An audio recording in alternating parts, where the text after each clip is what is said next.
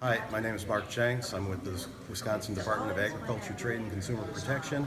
I'm here today to talk about nutrient management planning, which can hopefully maybe save you some money on your farm, but also help protect the environment. Hope you enjoy the talk. Thanks. Again, my name is Mark Jenks, Wisconsin Department of Agriculture, Trade, and Consumer Protection. I want to talk to you this morning a little bit about nutrient management planning. I'm going to talk about nutrient management planning in general, then get into a little bit of the specifics regarding why you may want to have a plan, what are some of the benefits, and then towards the end of it, show you a couple of the tools we use for nutrient management planning here in Wisconsin, and then hopefully end up with some of the trends that we've noticed from our soil testing labs and as far as tonnage of fertilizer being reported to the Department of Agriculture. So with all that, everybody in this room probably knows this already, but Wisconsin's agricultural landscape is very diverse. And is that in focus enough for everybody? Is that all right? Looks better in the back. Okay. John, I just want to mention that my number is a little different than yours. I've got 88 billion, which I think that shows up on our letterhead, so I'm assuming that's correct. But regardless, agriculture obviously is a big economic driver in the state of Wisconsin. And we're, cheese in all its varieties. This one, sometimes in the shape of a foam hat, is probably more commonly recognized around the nation. But yeah, Wisconsin is big into agriculture, obviously for good reason. But Wisconsin is also known for other things as well. I mean, our lakes, our streams, our rivers, our forests. We still have issues with some of our waters here in the state of Wisconsin. This is I think one of the most recent maps from the Department of Natural Resources, where we've got water bodies that are impaired for a variety of reasons. Sometimes it's primarily due to what we call non-point source pollution, runoff pollution, both from agricultural settings but urban settings as well. And the constituents that impair the waters can vary, but the ones we're most concerned about are the sediment and the total phosphorus. I mean, those two make up more than half of the reasons why some of our water bodies are impaired, and that's one of the things that a nutrient management plan can help you try to address. Nutrient management planning in this context is talking about the managing the amount, the source, the placement, and the timing of application of plant nutrients and soil amendments. I've talked to other people before about nutrient management, and they thought I was talking about what it is you feed your livestock or something about that. And it's like, no, we're talking about feeding crops here. And there are multiple reasons why you want to have a nutrient management plan. Obviously, to supply the nutrients needed to grow your crops. And to take advantage of those nutrients that you already have on farm potentially. If you're growing hay in a rotation, well, you're going to get some nitrogen credit from that, and you should account for that. If you've got livestock, their manure obviously can be a source of fertilizer potentially. But we also want to be good stewards and good neighbors, and having a nutrient management plan can help you try to avoid some of the odors that sometimes cause issues for neighbors. Another thing that's important regarding nutrient management is to maintain or improve the health of your soil. I mean, it's come up in Eric's talk and John's talk as well, as far as, the soil is your livelihood. You want to take good care of it, and there are ways that nutrient management planning can help you do that. And then, of course, minimizing the risk of non-point source pollution, because whatever happens on the landscape, whether it's in a rural setting or an urban setting, does have an ultimate impact on our water bodies. So bottom line is, a successful nutrient management plan makes sense agronomically, economically, and environmentally. And nutrient management planning in Wisconsin has been going on for a while. This chart indicates records we have from about the last 10 years or so. The growth in nutrient management planning has been driven by a number of different factors, one of which is participation in the Farmland Preservation Program, which Natalie will talk about a little bit later. Other programs, I mean, the really large farms, the CAFO farms, they have to have a permit from the Department of Natural Resources. As part of getting that permit, they have to have a nutrient management plan. If you got cost-sharing money, for instance, from your Land Conservation Department to build a manure storage structure, you would be required to have a nutrient management plan. So there are a number of reasons why nutrient management planning has been growing over the years.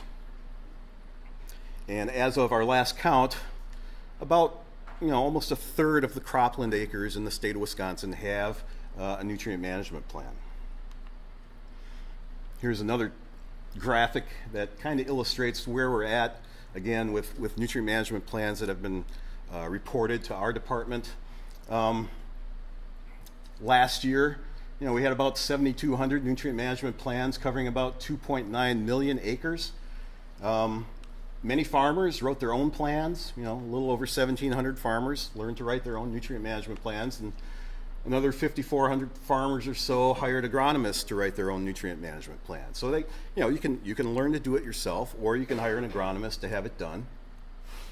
Essentially, the darker the color, the more acres of cropland have nutrient management plans. And again, these are statistics reported to us on an annual basis from the checklist, the nutrient management plan checklists that farmers have completed, or the agronomists complete for you when you have a plan prepared.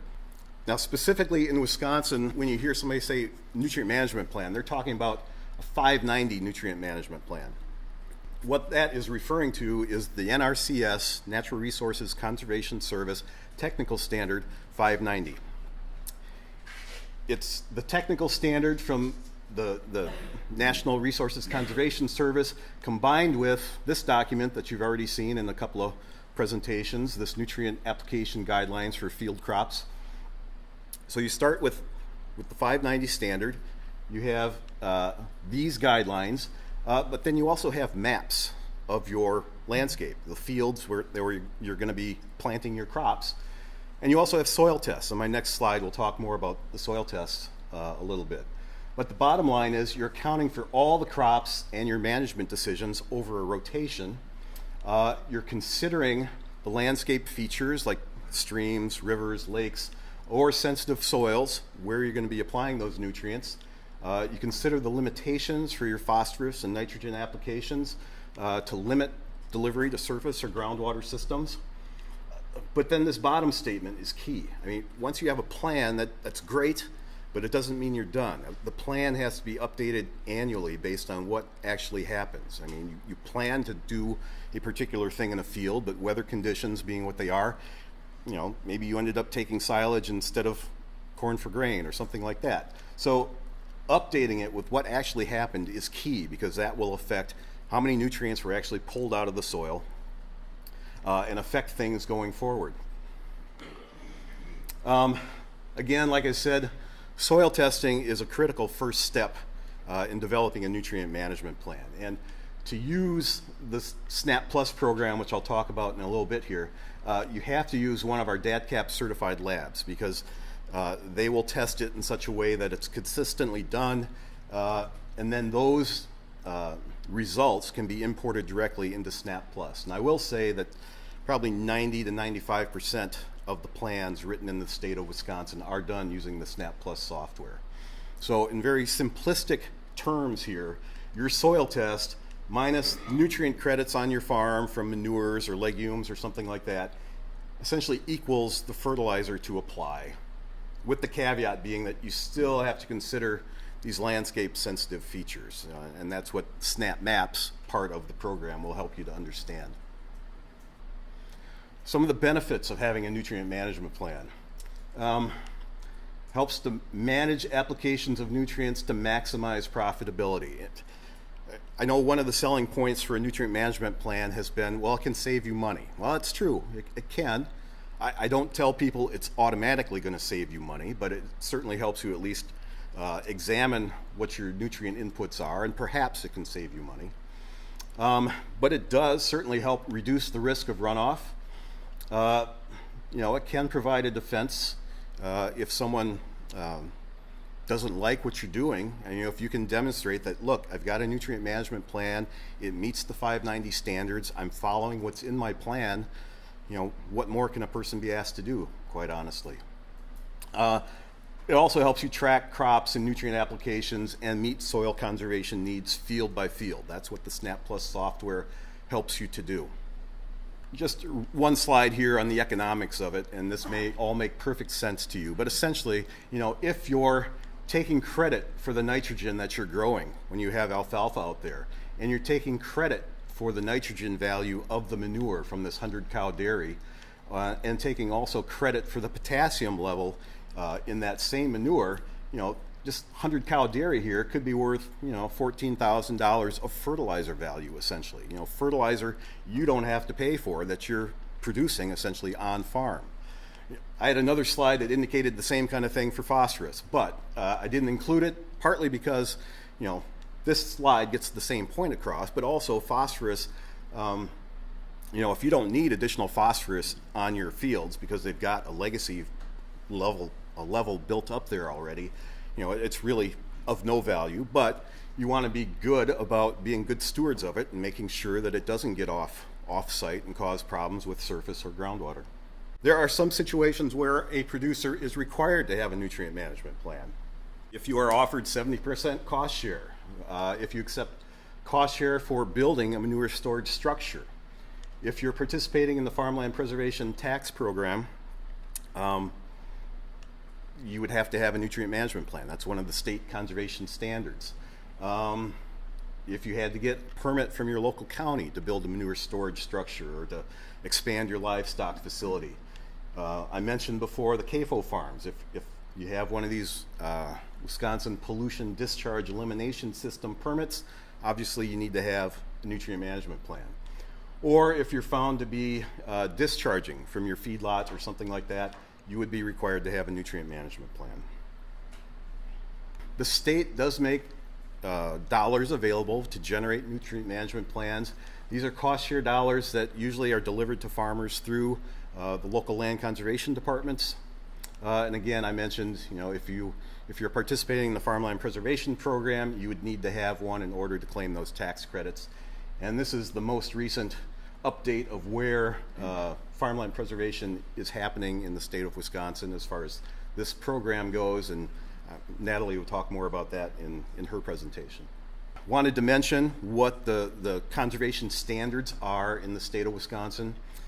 These are really contained in two administrative rules. The DNR administrative rule, NR 151, sets the performance standards, and then our administrative rule, ATCP 50, sets the technical standards you need to follow in order to meet the performance standards of NR 151. So basically, and some of these things are essentially what's in that checklist that John mentioned earlier about coming a water-friendly farm. You're following the state conservation standards in many aspects. Meeting tolerable soil loss on your farm. Using tillage setbacks so you're not plowing right up to the stream edge. Having and following your 590 nutrient management plan. Avoiding direct runoff from your feedlots to waters of the state. Making sure you've got vegetative cover on those streams where you've got water access for your livestock to get water. Maintaining your manure storage structures. I don't know anyone that deliberately wants to have their manure storage structure failing. Following the tech standards you need to if you're going to be building one or abandoning one. And then preventing significant discharges of processed wastewater or feed leachate, that kind of stuff, to waters of the state. And then in those areas that are known as water quality management areas, making sure you're not stacking manure in an unconfined pile, and essentially keeping clean water clean and treating the dirty water. That's what the bottom statement there is talking about.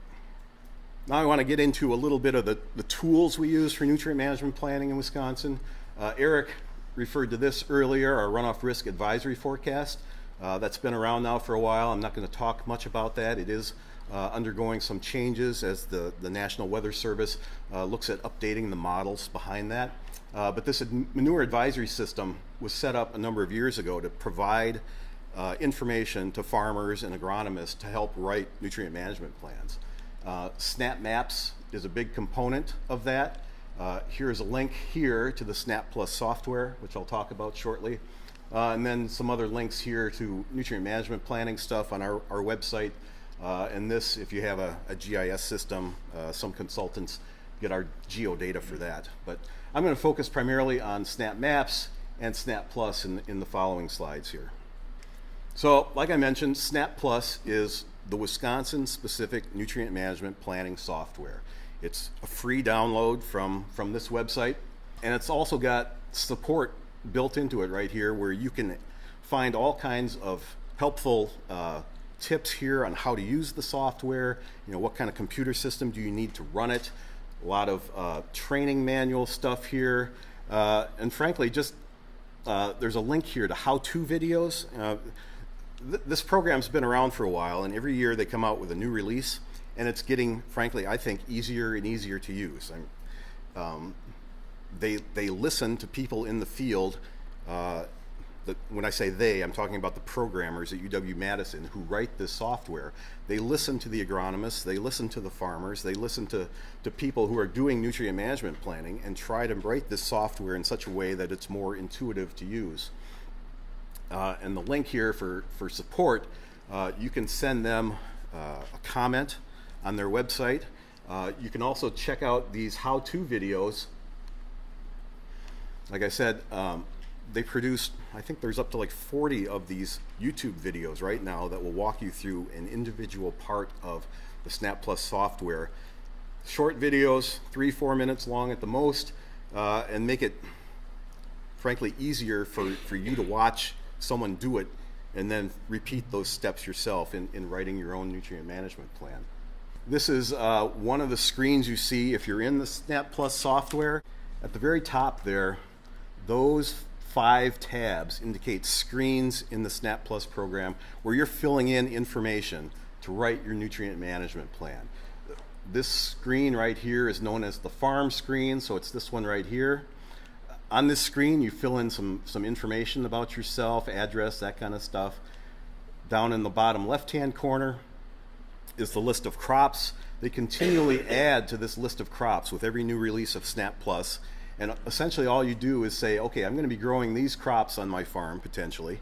You identify in what county your farm is located, and this is the first step towards building a nutrient management plan. You then go through the subsequent steps of entering your soil test information, which you can import directly. This is the very last screen you're filling out in your plan. This is the cropping screen.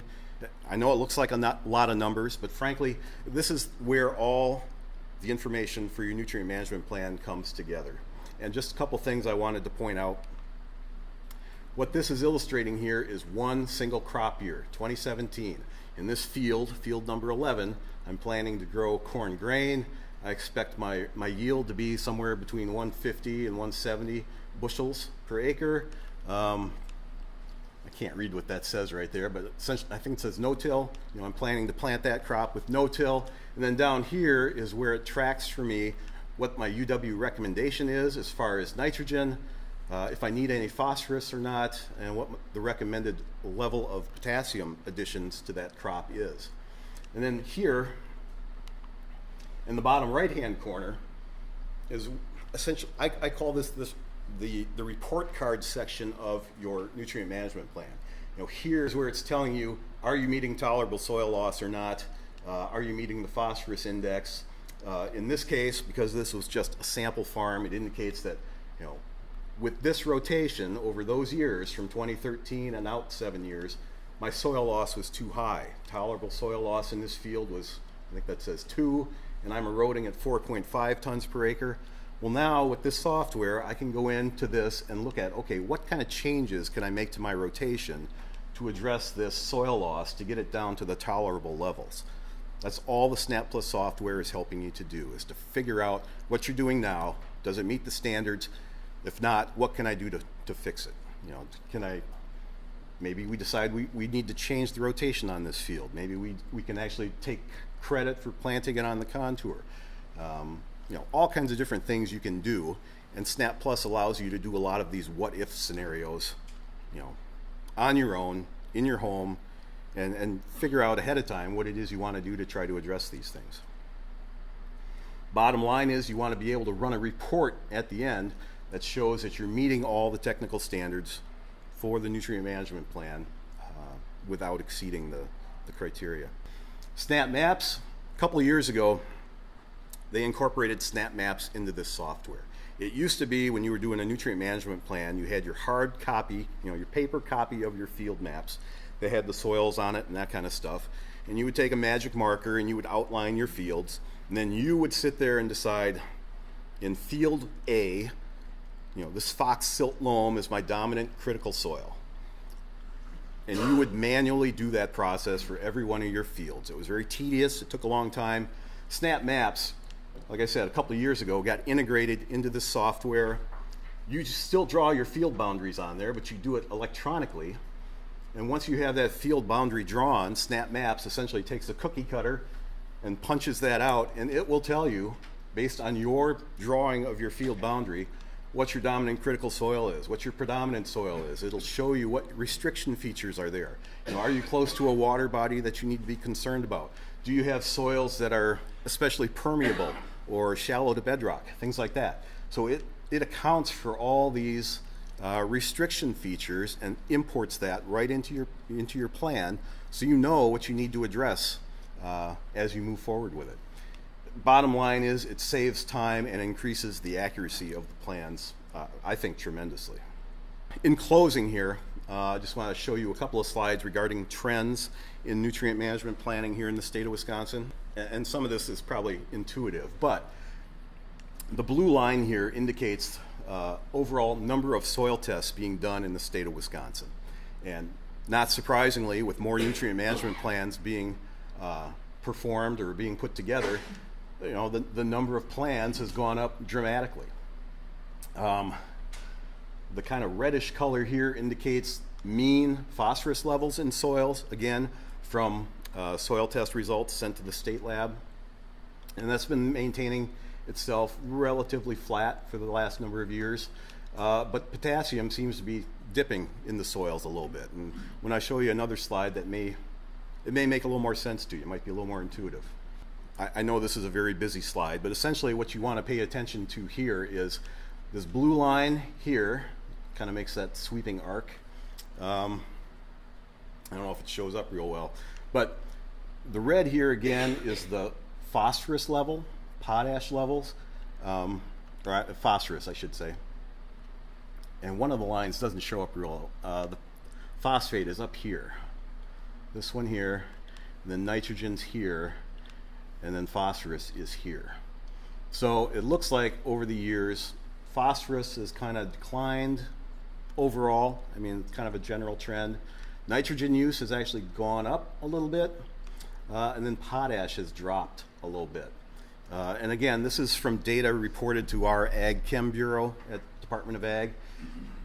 Any ideas as to why those trends might be showing up? When I show you the next slide, I think it'll make more sense. But just any guesses right now off the top of your heads? Yield? Possibly. Cost of fertilizer? Could be, absolutely. This is one that I think, at least anecdotally, helps explain some of the trends we saw on this one.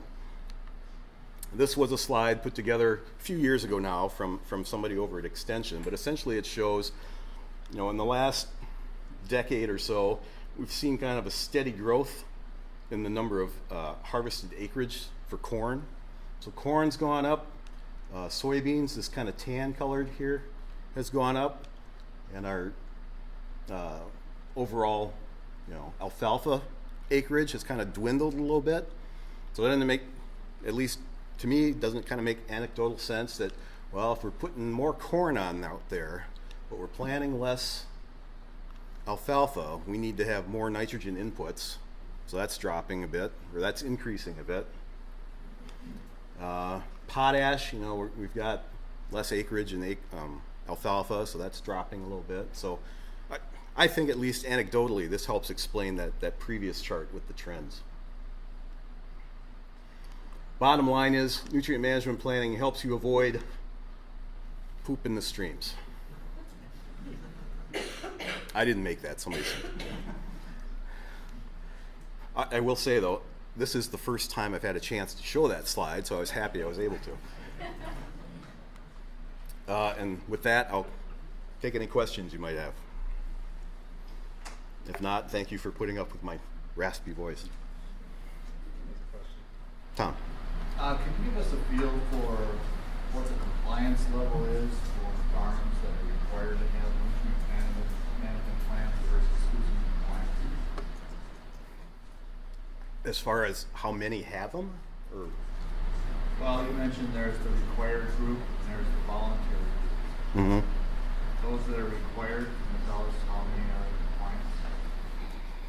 Well, I will say that this year, the Department of Revenue is going to be looking for a certificate of compliance number on the tax forms for those people who wish to claim the farmland preservation tax credit.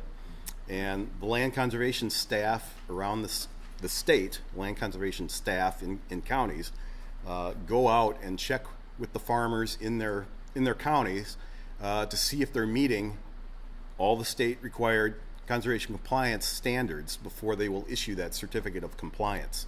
So numbers wise, I can't tell you. I will say that next tax year, we'll have a better reading on how many of those people who had been participating in the past, decided to no longer for whatever reason. Either they couldn't meet the standards and were issued a notice of non-compliance, or decided to drop out of the program, or in some cases, there are some towns, I believe, and Natalie will probably talk about this, there are some towns who weren't in farmland preservation before who are getting into it that may increase the numbers in some areas. So I can't give you an exact number right now, no. Yes, sir. I'm interested in this, the Snap Plus and SnapMaps. If I got it right, you said that if you have your soil testing done at one of those Wisconsin, to use the Wisconsin certified testing methods, that they can drop the information right into that. Right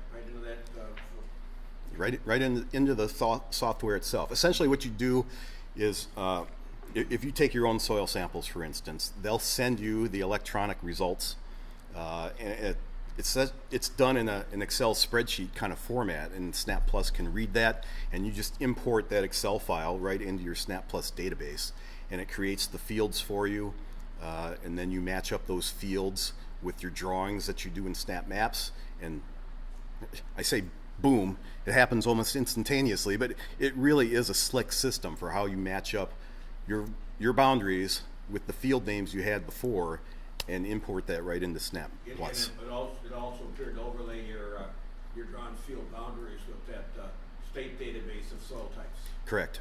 With the GIS locations. Right. Now, I believe, though, if you're going to use that for compliance with farmland preservation, you will need to become certified to write your own plan, which requires you to go to UW Extension, gives you a one-day class that you go every 4 years to renew your certification to write your own plan. Oftentimes we're working with land conservation departments, again, around the state, to put on nutrient management trainings. You're right, you do have to go through training.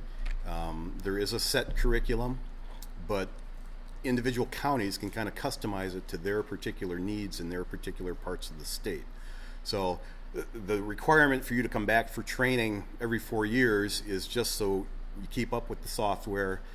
Every year, NRCS, the Natural Resources Conservation Service, gives the programmers at UW-Madison an updated soils database. So that's imported into Snap Plus as well. So you're looking at the most recent soils information. I say the software is getting better and better all the time, but computer software is computer software. Occasionally they find bugs in it during the course of the year. They try to fix those bugs as we go along or incorporate those into the next release of Snap Plus. So it's always a work in progress, but the one that's out there on the website right now, the Snap Plus website, is the most current that's available and is what we're using for trainings right now.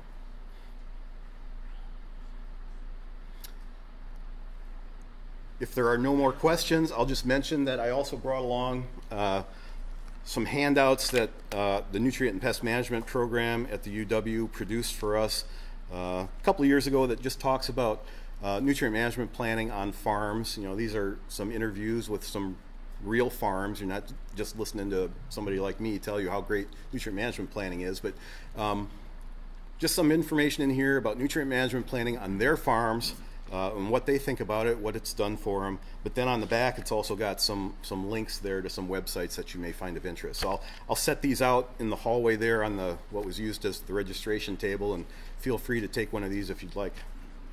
Awesome. Thank you.